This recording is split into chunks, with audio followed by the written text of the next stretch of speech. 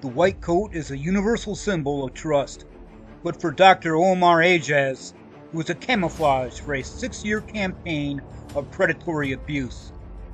Practicing at major Michigan medical centers like Henry Ford Macomb and Ascension Genesis, Ajaz systematically violated the sanctity of the exam room, secretly recording and assaulting patients, some of whom were unconscious or as young as 2 years old. This betrayal was so extensive that it ultimately led to a staggering $141 million civil settlement involving thousands of potential victims, marking it one of the largest medical misconduct resolutions in United States history. Yet the legal reckoning didn't begin with a hospital audit.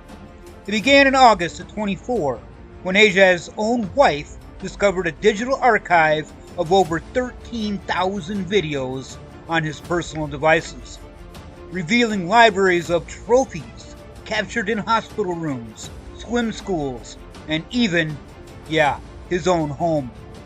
Faced with a mountain of digital evidence, Ajaz pled no contest to 31 felony counts, including first-degree criminal sexual conduct and child sexually abusive activity, with no plea deal and no promise of leniency from the prosecution. This set the stage for a dramatic and emotional sentencing hearing in December of last year, where the victims' voices finally replaced the silence of the recordings. As the court prepared to deliver its judgment, the world watched to see if the legal system could truly reflect the sadistic and narcissistic nature of a man who used his medical degree as a weapon.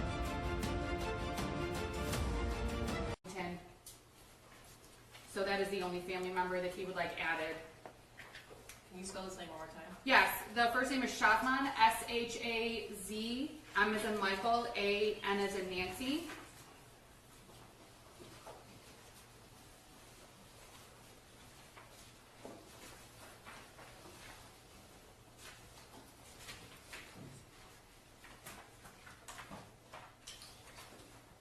And I'm sorry, you said he lives where? Seattle, Washington, Your Honor. Thank you.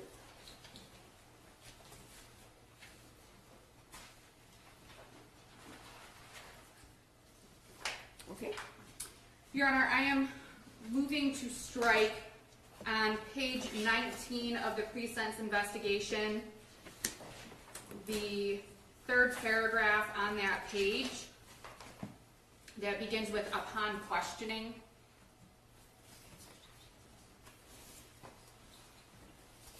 You're going to have to Yes, Your Honor. wait till I get to the actual.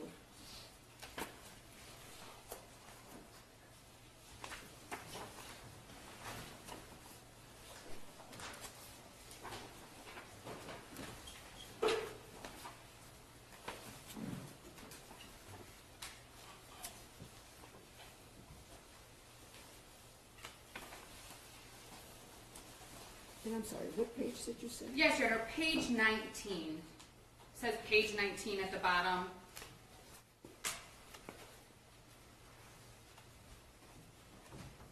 I see what you mean. Okay. Thank you, Your Honor. The third paragraph, the defense moves to strike that paragraph. If the court goes to page 18, the court can see that that section is related to employment. That paragraph that I'm seeking to strike upon questioning relates to questioning done by the MDOC agent to a former employer of Dr. Ajaz. It's unrelated to his employment history. It's seeking if he ever had any complaints filed against him, Your Honor. That's not proper for the purpose of employment history in a pre-sentence investigation report. So the defense moves to strike that paragraph. Your Honor, people don't have an objection to that. All right. So we will strike that paragraph. Thank you. Your Honor, there is one additional paragraph on page 2 of the pre-sentence investigation, the first paragraph of recommendation narrative.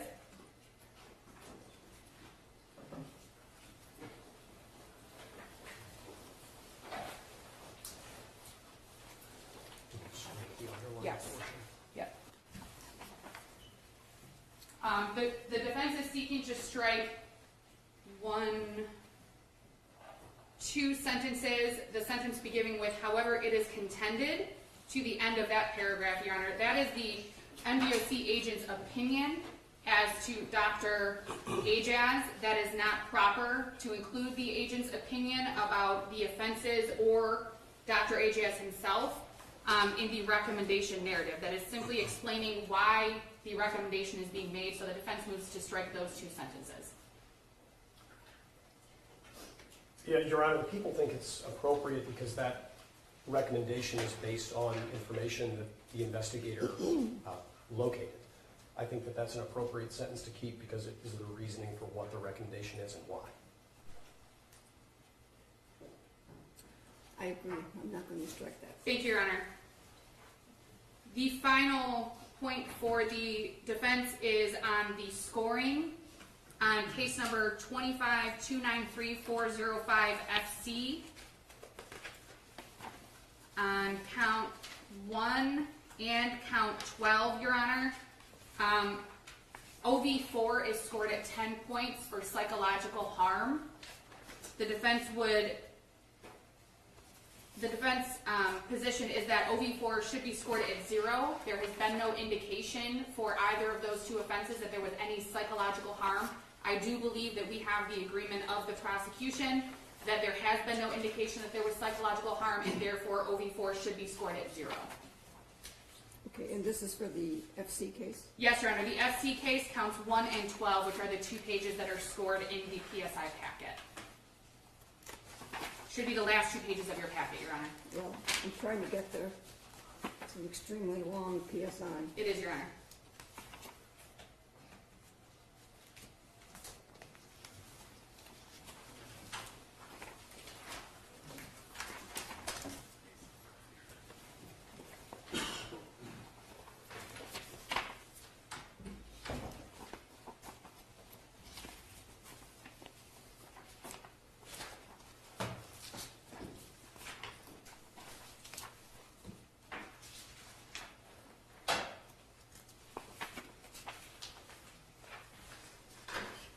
All right, what's the prosecution's position with respect to OB4? Your Honor, with respect to OV4 in the FC case, we actually agree. I don't believe that there's any record evidence that would support scoring that OV. Thankfully, the child victim in that case was unconscious at the time that she was assaulted, and we don't have any information to suggest that she has independent recollection of what happened to her. All right. So that changes the total OB to 40, I believe. Yes, Your Honor. Yes, Judge. Does the level stay the same? I believe it does, Your Honor, but I am confirming.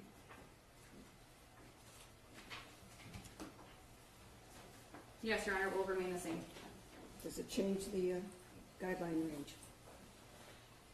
I do not believe so, Your Honor. All No, right. Your Honor. Very well. Thank you, Your Honor. That is all for the defense. Thanks, Judge. Your Honor, the people have also had an opportunity to review the PSI. We have no additions, deletions, or corrections to make other than those that have already been made today. When the court is prepared, there are some victims who wish to make their impact statements, and the people would reserve allocution for after that. Very well. They may Okay. come Your Honor, the forward. defense would also like to allocate after this. Absolutely. Thank you, Your Honor.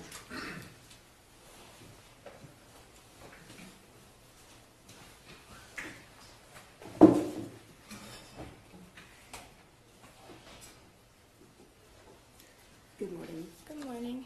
Would you state your name, please? Madison Lucido. Forgive me, my voice might shake. It's quite all right. Take your time. My name is Madison Lucido. I'm 24 years old. I would say my life has looked pretty simple and typical of a young woman growing up in Michigan. I would hang out with my friends, attend sporting events, go to movies, concerts, travel, you name it, I was there. I've always had an itch for adventure and spontaneity, a social butterfly, if you will. I've always faced life with more of a go-with-the-flow approach, and I have had a hard time remembering what it was like to be so carefree. Not worried, threatened, nervous, but most importantly, I did not move through life afraid of what tomorrow may bring. I have struggled with my mental health and have faced many hardships in my life that no one my age should ever have to endure. Nothing could have prepared me for what was coming. Imagine a moment in your life where it feels like for once everything is working out, all of the pieces of the puzzle are coming together, the universe is on your side. Better yet, imagine you were feeling these feelings I'm describing to you, adrenaline and overpowering joy, like a runner's high when you beat your record time while running. Now take those intense feelings and metaphorically for a moment imagine you actually are running. And then somebody pulls the road from beneath your feet. The moment at which this happens, you are running pretty fast, making the fall all the more painful and devastating to you, your body, your mind, and your overall well-being. This fall takes away all of the emotions I previously described and replaces them with something different. Fear. That was what I felt when I got the call that a crime had been committed against me. Now, I know this is unfair. Some people don't have the imagination to create that whole picture in their head and experience it the way other people may have. Sometimes the imagery is just not as impactful, but the words are. I'll give some examples. I was going about my normal day-to-day life working at my job when I got that call. My whole body went rigid. My chest collapsed in on itself. The room started spinning. My face grew increasingly hot. Many of you would have described this as a panic attack. What I truly believed in that moment was that I was dying. And there is some truth to that statement, but I'll come back to that. From then on, I struggled with many different physical and mental symptoms that I still experience to this day. I had trouble sleeping, and when I did, I would have endless nightmares about being in danger. I missed work frequently, often from being up until 4 a.m. the night before crying, holding on to myself for dear life. Crying was a daily occurrence. I was lucky if I made it through the whole day without crying at least 4 times. When I only cried once a day, I felt truly blessed. I began scratching at my skin obsessively, the stress causing me to break out in rashes around my eyes and on my chest. My hair was falling out, and my appetite was non-existent. I was always nauseous from the amount of anxiety that was in my body. My hands and legs would shake, sometimes for 30 minutes at a time. I began to see myself as dirty and began compulsively washing my hands to combat the feelings and hopefully subside the pain I was feeling. I remember the first time I went shopping after all of this happened. I was dizzy. My vision went blurry. My friend wanted to go into the changing rooms. While she was excitedly picking out clothes to try on without a care in the world, I was watching our surroundings. Is that person a threat? Is that person going to harm me in some way? They probably are. You are in danger. You are in danger, you need to go. You're going to die, you need to get out. These were the thoughts that would plague me whenever I was in public. Buying clothes with friends, grocery shopping, movies, a night out having drinks. All too dangerous now. Against the rules, I can't go, something bad will happen. Public restrooms were my own personal hell. I'm lucky I didn't get many bladder infections from how long I would have to hold my pee in at a time. Too afraid someone will take advantage of me in a vulnerable position like they once had. I began to see this as my fault. I was not careful enough, not smart enough. I was gross, and it was painful to think about. I felt tainted and damaged, like it was contagious, and I should avoid being around others because they too might catch this case of bad luck and experience the pain that I was in. So I isolated myself in my room. The social butterfly had its wings ripped off. My days consisted of crying, of course, and when I wasn't, I was staring at the walls of my rooms for hours, sometimes for such a long period of time that I would watch the sun come and go, darkness filling my room and blanketing me further in my depression.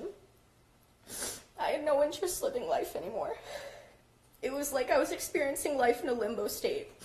I was not living, I was not dead, I was in a progressive purgatory. That's what made all of this so hard. I was mourning the person I once was, the life I previously possessed. It is gone, and I no longer have control over my choice to get it back.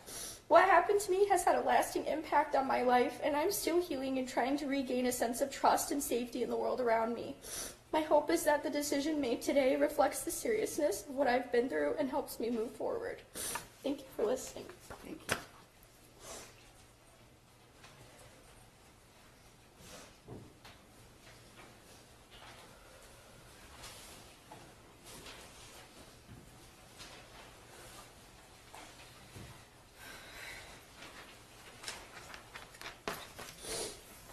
Good morning. Would you state your name, please? My name's Lauren Deverell. This whole situation has made me feel like an object that everyone is looking at, waiting to crack and break. Feels like I'm trapped in a documentary that I never agreed to be a part of, one that plays endlessly with no pause, no rewind, no escape. Feel disconnected from myself, like I'm standing on the outside looking in at a life I no longer control. This has affected me the most in public situations. Something as basic as using a public restroom now fills me with fear. I avoid it until it's unbearable, and when I absolutely have to go, I'm terrified the entire time. Can't even try on clothes in a store anymore because of the fear of being recorded is always in the back of my mind. Now I buy clothes, take them home, and return them if they don't fit. It's frustrating, draining, and unfair. Dating has also been a nightmare. It's hard to let people in. I have trust issues, and I hate telling people about the case because of the way I feel they will look at me. Since the beginning, I've lived with the constant fear that the videos might be released, that they could resurface one day and destroy any future I try to build. I've had to start therapy just to cope, and while it's helping, it's been incredibly costly for me and my family. I've lost sleep, and the stress has given me migraines so severe that they've taken over my life. I don't like being on medication, but I don't have the luxury of avoiding it anymore. The migraines come with nausea and vomiting, and once I even passed out during clinicals for my nursing program because of them. I've had to cut back my work hours, losing a significant portion of my income. School has become another challenge. My program requires me to maintain a specific GPA to stay enrolled. I've always excelled academically, so watching myself struggle, watching something I've worked so hard for slip through my fingers, has taken a big toll on me as well. I think anyone can see that Mr. Ajaz deserves the maximum sentence the court allows. He has altered the lives of every single victim he chose to violate. He stole our sense of safety, our trust, and pieces of our futures. No one is safe around him. I hope that in prison he feels even a fraction of the fear, the vulnerability, and the instability that we now have to live with every single day because of him. Thank you.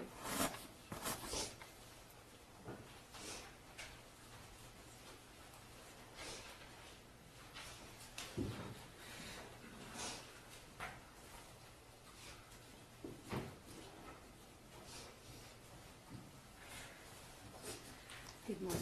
State your name, please. Dia Talker. Do you want me to spell that? Go ahead.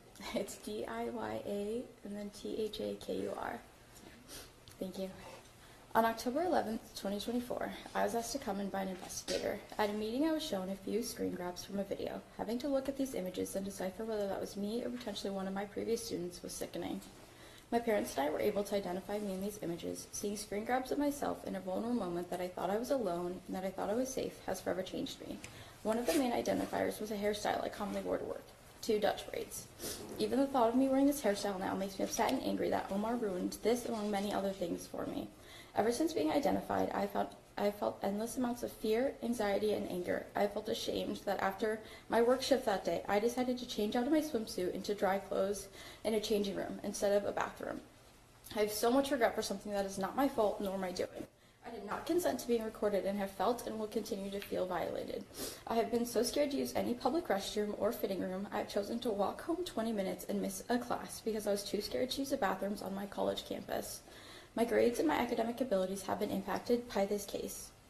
I am so scared of seeing a male doctor now because of the idea that I could get a doctor like Omar. As a result of this fear, I'm actively experiencing health concerns. I've been in therapy for over a year now and have been diagnosed with PTSD, anxiety disorder, and panic attacks. I've had to skip classes, plans, and work due to these panic attacks. I've lost so many nights of sleep due to the nightmares of being recorded by this man again. I have not been able to sleep a full night without waking up at least once. Most nights, I would sleep 4 hours at most due to the endless nightmares and anxiety. The amount of stress I have endured trying to find the courage to tell my college professors that I have to be absent from class due to a legal case that I'm involved in. The amount of stress and time I have put into writing this and other documents for the legal case has cost me so much and has taken away my time from doing my school and my work assignments. I'm also missing a class to be here right now. Another impact is the amount of hate I have developed for my first workplace. That building was once my safe place. Omar took that away from me. Every positive memory that I have from that building is now skewed. I was teaching children a critical life-saving skill of swimming. All I wanted to do was help children. This monster took advantage of me, the other victims and children, and so many other individuals. He took my sense of trust and my feeling of safety. The amount of anxiety I have and will continue to endure because of your choices can never be properly conveyed through words, and I have been absent from so many classes because I can't see straight and my hands won't stop shaking. I have missed out on days of work because I get apprehensive at the idea of people watching me. I've skipped plans with friends due to being so anxious that leaving my room feels like a chore. My hair is thinned and I am so scared most days. You may not remember my face, nor my name, but you will forever remember that me and these other women are the reason why you're locked up in a jail cell. I get to walk away and have freedom while you're locked in a room for years. I can live freely knowing that you cannot record any more individuals or violate anyone anymore. The cameras are all on you now. I refuse to be scared by you anymore. I will learn and grow from this experience. I will not be held back. I want to educate children, and I will not think of you. When I'm in a fitting room, I will not think of you. When I'm living my everyday life, I will not think of you. Your Honor, I'm asking that you consider every victim and the impacts we all have endured when determining the length of sentence when sentencing this monster. Thank you. Thank you.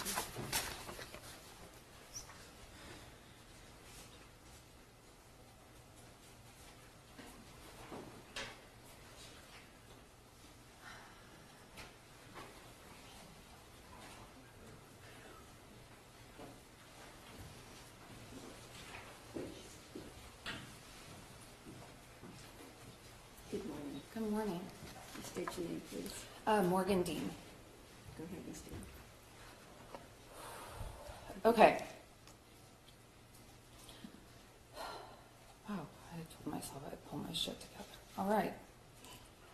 MLF _ CLD _ SWM _ VID. MILF, meaning mother, I'd like to fuck. Child. CLD, meaning child, as in my then 2-year-old son. SWM, as in we were in a changing room at Goldfish Swim School after my son's swim class. VID, meaning not just a picture, but a whole video that this waste of space on Earth kept categorized on his hard drives to go back and watch as many times as he wanted while he jacked off and got released from watching myself and my 2-year-old son change in a changing room. So stop looking at the ground, you coward. Look up and look me in the eyes. I address you because you had that audacity when you decided to wander into Goldfish Swim School, turn on a camera, place it upwards looking into that 2-foot space that was at the bottom of those changing rooms, and then sit there for God knows how long just recording the moms, parents, dads, aunts, uncles, grandmas, and their kids as their kids were literally changing out of their wet swimsuits. So look at me when I speak to you. If you have any kind of that courage or that sense of being the greatest thing that's ever happened and that you will never get caught and you will never do any wrong. Or you can stare at the ground and twiddle your thumbs because you know that you're done. So I hope you enjoyed whatever it was that made you get off to kids changing in a changing room. Because I will do everything in my power, and you've pissed off the wrong mom. And I'm going to do everything in my power to make sure that the only thing you'll ever get to see again outside of your memory of all of these sick, nasty videos, pictures, and whatever else you had are the memory of the men you're now stuck in prison with. I hope you are treated by those men as an object, like you chose to regard my son and I and the other women that were brave enough to stand up here and tell this judge how awful you have made their lives. And these people were just working, and I was just there with my son. And to all the other parents and the other employees who did not feel like they were safe enough to come stand in the same room as you. You are a waste of the air that I breathe, an absolute embarrassment to anyone and everyone who had the displeasure of knowing you. It's sad that you couldn't just walk up to a woman and ask for a nudie pic. Rather, you're such a creepy weirdo that you had to buy cameras to get pictures and videos of beautiful women and their amazing children. The lack of confidence you have, I'm not shocked about. I wouldn't even think twice about swiping left on the sorry, sad excuse of a man you are. But don't worry, your buddies in prison will make sure that you're reminded of how pathetic you are every time they see you crawling around, because standing up will be too painful. And if you ever end up in that infirmary that they have in prison, I pray that those nurses and doctors treat you at the same way that you did to your patients, or really vulnerable, drugged up rag dolls that you sexually assaulted or took videos or pictures of, rather than giving them actual medical care as a doctor that you took the oath to take care of. And I get upset about that because I'm a medical provider as well, and it is disgusting that any medical provider had the audacity to do that to people who were just trying to feel better and get better. Of course, these medical professionals, they won't sexually assault you or take nasty, vile pictures of you, because you know they took an oath that I bet they have the integrity to uphold, unlike yourself. So I hope that they give you the care that you deserve. When you get taken there for your injuries, you know, the ones that make you feel like a worthless, helpless human being, like I felt like for a year now, that you in fact did not ask for, were just brought upon you without your consent. Yes, those injuries, I hope they pretend like they gave you some meds, but let you just sit there in pain, because you absolutely deserve that. Apparently, at least 800 plus times over from the stats that I've read in the news, that I'm traumatized by every single time I see your face in the news or something about you in the news regarding anything to do with any of this. The day I had to identify myself, Your Honor, and my son was the hardest day of my entire life. The evening prior, while at work at a high school, as a high school athletic trainer in Rochester Community Schools, in the community where the Goldfish Swim School resides, I got the call from Sergeant Allen telling me that they think they have identified me in one of the videos that was taken of my son and I at Goldfish Swim School. In the middle of a varsity basketball game, I collapsed in the hallway, and my school resource officer, who I had never actually gotten to speak to yet because he was new, had to help me get back on my feet and help me take just a few minutes and then pull my shit together to get back in and do the job that I promised to do for my student athletes, which is just to keep them healthy and safe. I think this moment was the worst of all because I felt completely alone, and that although I keep other people's kids safe, I realized that in that moment that I could not keep my own son safe from an evil, sadistic, narcissistic pedophile like this guy, because I knew in my gut that I was going to be positively identifying myself the next day. And those were 12 hours of absolute hell. After identifying myself, my world spun out of control. I was seeing black, not red, but black, because the rage and anger that I was feeling was something that I had never felt in my entire life. Over the next few weeks, I was having nightmares that would wake me up with me screaming and sweating uncontrollably. I started to have panic attacks randomly throughout the day. I couldn't go to stores, and I was only doing online shopping for things like groceries because I was afraid that every person that looked at me might have had a camera. I couldn't go into changing rooms. I couldn't even change at work into game day clothes from just practice and taping clothes, or from just regular clothes into even warm clothes outside for spring sports. I was spending all hours trying to find somewhere that I felt safe to change in my school. In the women's coach's office, in a locker room, there are 2 doors that would usually close me off from every other person while I changed.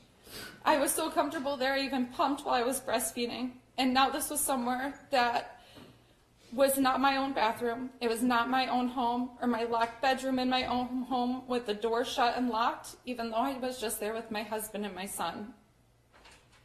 I was paranoid and I was anxious, and working with my patients became extremely difficult and almost impossible. To give my student athletes, who are my patients, the very best care that I had given for so many years, I would call into work all the time because driving there made me nervous. And I was worried that I would run into a parent of Indian or Middle Eastern descent, which is many parents and many doctors and medical professionals that I work with daily, they are of that descent. I was worried that every time I saw them, they were going to have a camera recording me, which I know is completely irrational, but my brain could not turn off. The immediate fear that I felt when I would see any person with those racial backgrounds walking through my school, or even in the stands at games where I had to be for work, or even if they were coming to speak to me about one of their own children, or the doctors with my students under their care, everything was terrifying. Every single time. I was diagnosed with acute post-traumatic stress disorder and severe anxiety. I began seeing a sexual assault specialized therapist. I was put on numerous medications to help me just get through the day and to get me through the workday, and just try multiple medications to help me sleep for more than an hour or two at night. So I was somewhat able to take care of my toddler, the toddler that he recorded in the changing room, in the morning when I would wake up with him at 6 a.m. Due to the lack of sleep and just pure panic 100% of the time, my family life was affected greatly. My incredible husband was by my side and supportive every time, but my son, who didn't know any better, was affected so much that he started to have changes in his behavior and started to have small panic attacks that would show up with extreme anxiety when I would start crying. Every time I cried, my son cried, and then he would have a panic attack and a meltdown. Usually this is normal for a 4-year-old, but it would only happen when I'd be sitting on the floor sobbing, because all of a sudden I would start panicking and be worried that somebody was looking in my house windows. My toddler, he has no idea what's going on. And I'll do everything in my power to protect him from all of this until he's at the age where he can just kind of understand the magnitude and the severity of all this bullshit and fucked up, horrible, evil things that this guy did. And unfortunately, my son had to be involved, and so did I. But the reason that I'm here today, and the reason why I'm making sure that someone is here to speak for the other parents that were affected and the other kids that were affected, they either did not want to identify themselves in those videos or were unable to put into words what they're feeling about this horrific situation. I'm here representing them today. The day that I have to talk to my son about this, I want my son to know that I did everything I could to fight for justice and make sure that this guy, this absolute waste of space and the waste of the air that I breathe, goes to prison for the rest of his life, and he gets the treatment that he deserves every single day that he's there. I'm here to make sure that my student athletes, who I always preach to about trust, openness, and prioritizing mental health, or anything else that's on their mind, can see that their athletic trainer be vulnerable, confident, and be willing to put everything on the line, including possibly how others see me, both personally and professionally. I'm here to make sure that the vulnerable people affected in any part of this case from what this guy did know that they are not alone and they're not a victim. They're just unfortunately involved in this horrible situation. And although I know it will be hard for all of us to process this and to be able to function at all like we did before the days of all of this starting, this is hard because every person involved didn't even know that they were involved until they had to identify themselves in these videos and pictures on the extensive network of hard drives and other devices that all of our images were meticulously categorized and stored on. To my family, thank you for helping me work through this, even on the hardest days when I know that being around me was possibly unbearable. Thank you for helping me keep this about as quiet as possible while I worked through it, because I was so embarrassed and I didn't even know how I was supposed to tell people that I was involved in this because I was trying to process it myself. So, Your Honor, this man is never going to change. Unfortunately, he could care less that what any of us have to say here today, because he really thought that he would never get caught. He did these horrible, horrible things for years and years and thought that he was going to live forever on the outside with pictures and videos of unknowing and unconsenting adults, and most importantly, children that can't even comprehend the enormity of the consequences of this guy's actions. I hope that you give him the absolute maximum sentence on every single count that he is convicted of.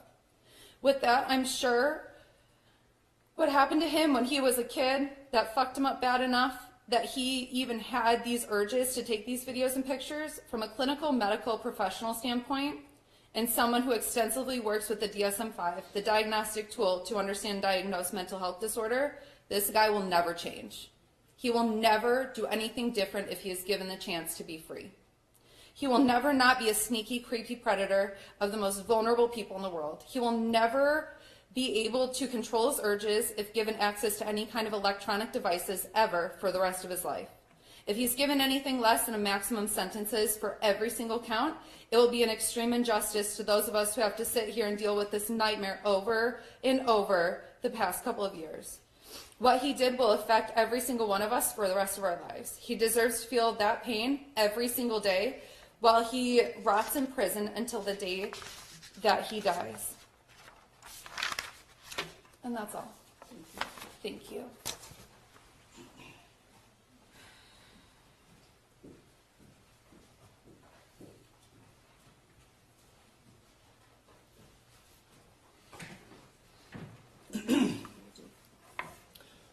Your Honor, as far as allocution goes from the people, there's nothing that we could possibly say that would hold a candle to what the victims have already expressed.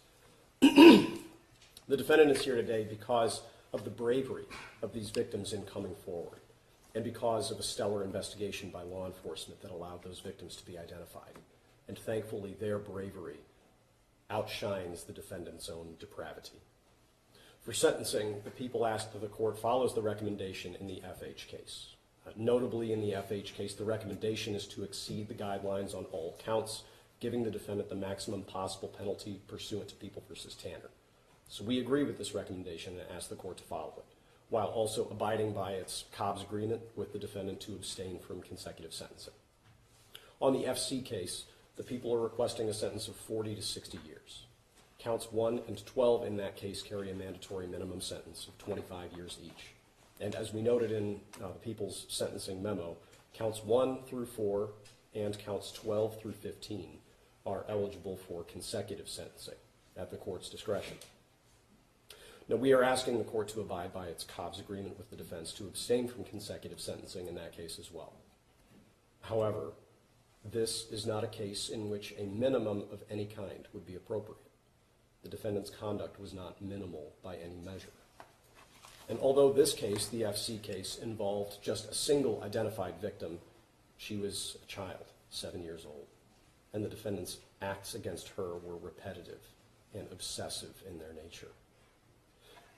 The defendant recorded her while using the bathroom. He sexually assaulted her while she was asleep in her own bed in her own home, and then he kept trophies by recording those acts. The defendant is an abuser and a predator. Again, he sexually assaulted a child just 7 years of age in her own home while she was asleep, and he did this multiple times while he was a guest and a trusted adult in her life. And then he kept trophies of his abuse by recording the acts on video. So he's not only a predator, but he's a thief, because he's stolen these people's innocence, their privacy, and obviously their peace of mind. His conduct is far beyond the factors taken into account by both statutory language and by the sentencing guidelines. And his conduct across Oakland County and beyond is so severe and so indicative of almost a pathological need to record and abuse defenseless people that a sentence above the minimum is not only appropriate but necessary. As we stated in the People's Sentencing Memorandum, justice requires a higher sentence. So we would ask for 40 to 60 years on the FC case. Thank you, Your Honor.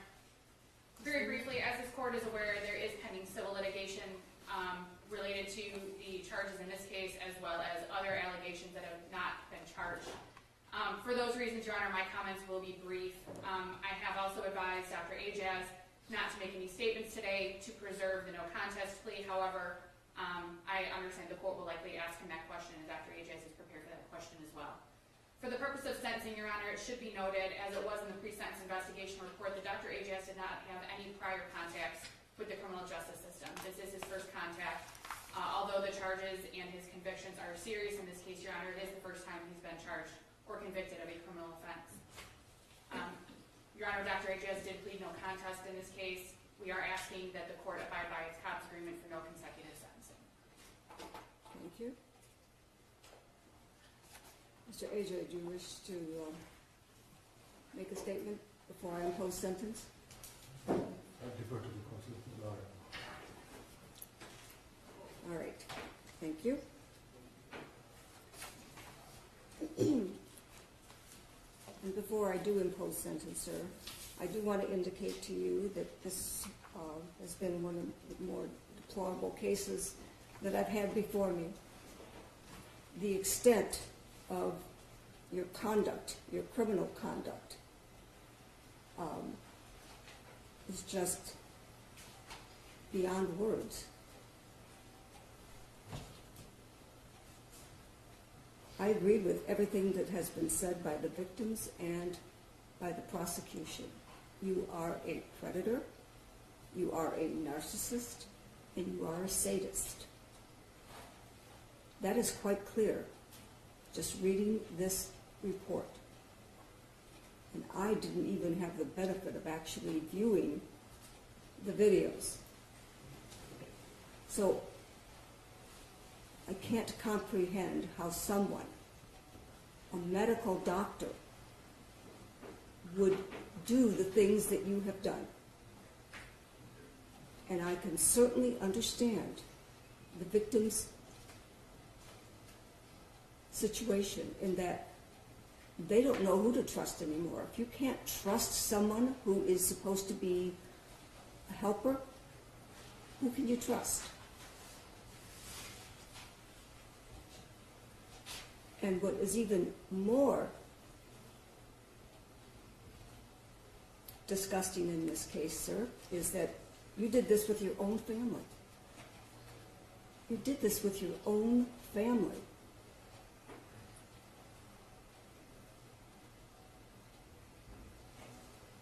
The child that you have been convicted of abusing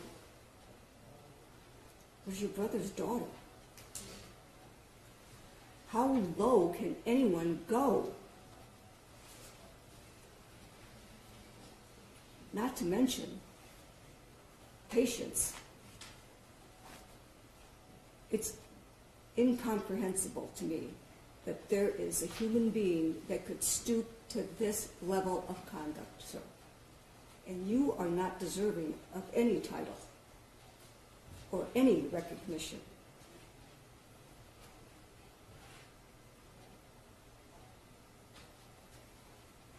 You have damaged so many lives, hurt so many people, and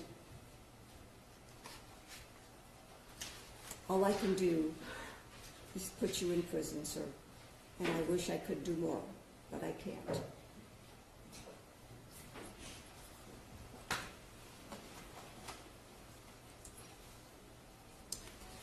All right then, as it relates to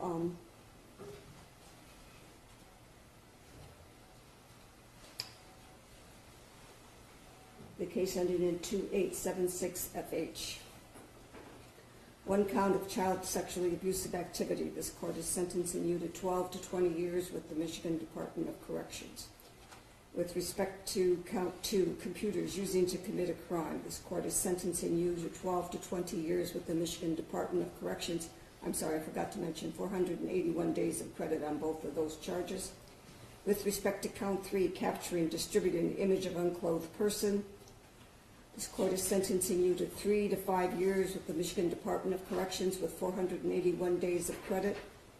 With respect to count 4, computers using to commit a crime, this court is sentencing you to 4 to 7 years with the Michigan Department of Corrections with 481 days of credit. With respect to count 5, capturing, distributing an image of unclothed person, this court is sentencing you to 3 to 5 years with the Michigan Department of Corrections with 481 days of credit. With respect to count 6, computers using to commit a crime, this court is sentencing you to 4 to 7 years with the Michigan Department of Corrections with 481 days of credit. With respect to count 7, capturing, distributing an image of unclothed person, this court is sentencing you to 3 to 5 years with the Michigan Department of Corrections with 481 days of credit. With respect to count 8, computers using to commit a crime, This court is sentencing you to 4 to 7 years with the Michigan Department of Corrections with 481 days of credit. With respect to count 9, capturing, distributing an image of unclothed person, this court is sentencing you to 3 to 5 years with the Michigan Department of Corrections with 481 days of credit. With respect to count 10, computers using to commit a crime, this court is sentencing you to 4 to 7 years with the Michigan Department of Corrections with 481 days of jail credit. With respect to count 11, capturing, distributing an image of unclothed person, this court is sentencing you to 3 to 5 years with the Michigan Department of Corrections with 481 days of credit. With respect to count 12, computers using to commit a crime, this court is sentencing you to 4 to 7 years with the Michigan Department of Corrections with 481 days of credit. With respect to count 13, capturing, distributing an image of unclothed person, this court is sentencing you to 3 to 5 years with the Michigan Department of Corrections with 481 days of credit. With respect to count 14, computers using to commit a crime, this court is sentencing you to 4 to 7 years with the Michigan Department of Corrections with 481 days of credit.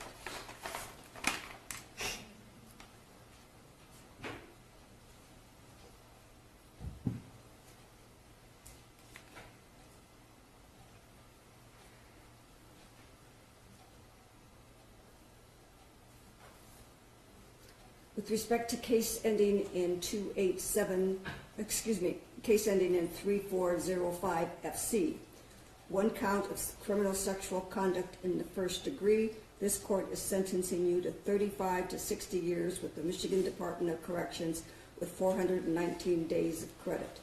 With respect to count 2, criminal sexual conduct in the second degree, this court is sentencing you to 10 to 15 years with the Michigan Department of Corrections with 419 days of credit. With respect to count 3, child sexually abusive activity aggravated, this court is sentencing you to 10 to 25 years with the Michigan Department of Corrections with 419 days of credit. With respect to count 4, computers using to commit a crime, this court is sentencing you to 10 to 20 years with the Michigan Department of Corrections with 419 days of credit. With respect to count 5, capturing, distributing an image of unclothed person, that this court is sentencing you to 3 to 5 years with the Michigan Department of Corrections with 419 days of credit. With respect to count 6, computers using to commit a crime, this court is sentencing you to 4 to 7 years with the Michigan Department of Corrections with 419 days of credit. With respect to count 7, capturing, distributing an image of unclothed person, this court is sentencing you to 3 to 5 years with the Michigan Department of Corrections with 419 days of credit. With respect to count 8, computers using to commit a crime, this court is sentencing you to 4 to 7 years with the Michigan Department of Corrections with 419 days of credit. With respect to count 9, criminal sexual conduct in the second degree, this court is sentencing you to 10 to 15 years with the Michigan Department of Corrections with 419 days of credit. With respect to count 10, child sexually abusive activity aggravated, this court is sentencing you to 10 to 25 years with the Michigan Department of Corrections with 419 days of credit. With respect to count 11, computers using to commit a crime, this court is sentencing you to 10 to 20 years with the Michigan Department of Corrections with 419 days of credit. With respect to count 12, criminal sexual conduct in the first degree, this court is sentencing you to 35 to 60 years with the Michigan Department of Corrections with 419 days of credit. With respect to count 13, criminal sexual conduct in the second degree, this court is sentencing you to 10 to 15 years with the Michigan Department of Corrections with 419 days of credit.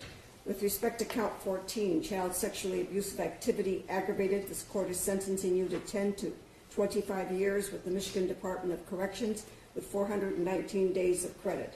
With respect to count 15, computers using to commit a crime, this court is sentencing you to 10 to 25 years with the Michigan Department of Corrections with 419 days of credit. With respect to count 16, capturing, distributing an image of unclothed person, this court is sentencing you to 3 to 5 years with the Michigan Department of Corrections with 419 days of credit.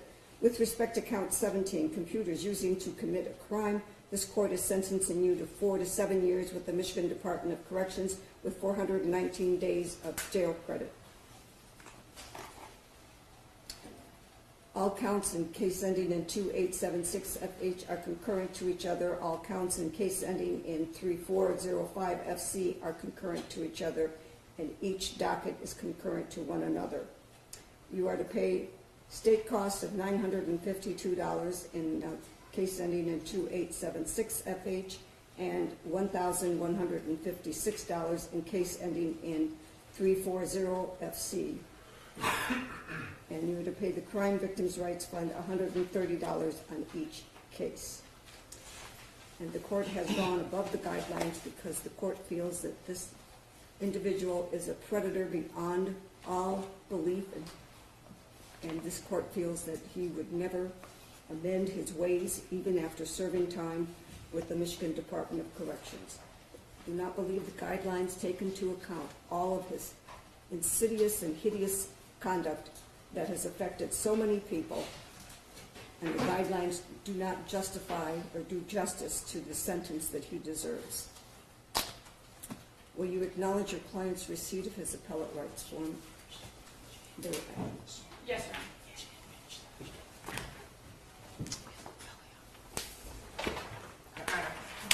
I'm sorry, was there something I missed? Oh, yes, I'm sorry. Soren left an Yes, I electronic monitor. apologize, I did miss. You are to register under the Sex Offender Registration Act. You are to have HIV testing. You are to have a lifetime electronic monitoring upon parole. You are to have STD testing. You are to have no contact or association with the victims, Eru, Asia, Shazia, Tasabum, Madison, Lucido, Dia, Thacker, Morgan, St. Henry, and Lauren Devereaux. Thank you. Thank you, Your Honor. Your Honor, he does acknowledge receipt of the appellate rights. He did sign an initial. Thank you. Thank you, Your Honor. Thank you, Deputy. Thanks, Judge. Thank you, Your Honor.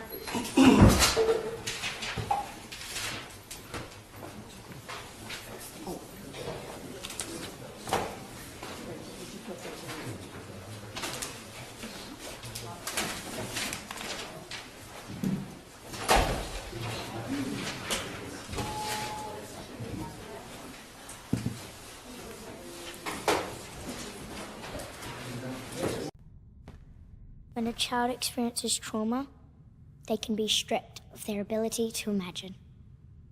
But imagination is colors. All the colors. Imagination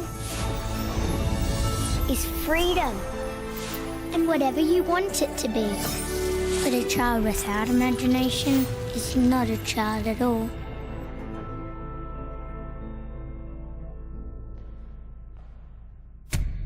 Will you help defend our right to imagine?